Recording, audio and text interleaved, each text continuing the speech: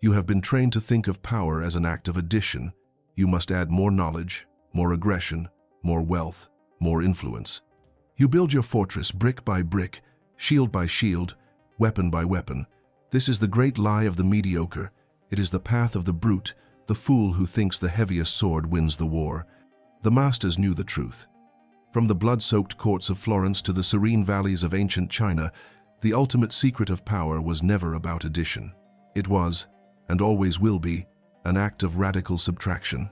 Today, we do not give you another weapon.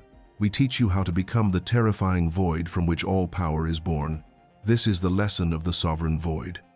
We begin with Machiavelli, the most misunderstood of all masters. The masses read him and see a license for brute ambition. They see the prince who acts, who seizes, who dominates. They miss the crucial context. A prince riddled with anxiety, ego, and internal noise cannot execute these ruthless strategies effectively. His actions will be tainted by fear, his deceptions clouded by a need for approval. Machiavelli gave you the what, but he presumed you already understood the who that must execute it. To find that who, we must turn to the East. Lao Tzu, in the Tao Te Ching, wrote, 30 spokes share the wheel's hub. It is the center hole that makes it useful. The power of a wheel, a room, a cup, comes from its emptiness. So it is with a sovereign. Your power is not in your collection of facts or tactics. It is in the vast, silent emptiness of your mind. A mind free from the clutter of ego, desire, and emotional reaction. This is the state of Wu Wei, often mistranslated as inaction. It is not inaction, it is effortless action. It is the ability to act with the devastating force and precision of nature because you have removed the friction of your own self. But how do you achieve this void? You do not achieve it through peaceful meditation alone. You achieve it on the battlefield. Not the external battlefield, but the internal one. Sun Tzu wrote, "The victorious strategist only seeks battle after the victory has been won." The world thinks this is about planning. It is about the state of being. The general who is a perfect void is an unassutoppable force. He is a mirror. He has no ego to provoke, no anger to exploit, no fear to target. He reflects the enemy's own force back upon them, using their aggression, their plans, their very energy as the instrument of their own destruction. He wins without fighting because, internally, he has already ceased to struggle. He is empty. He is victorious before the first arrow flies. And here is the final, most terrible secret, the key that unlocks this state of being. This is where the Western prince and the Eastern sage meet in the dark. Carl Jung provides the map to this internal void. He called it individuation.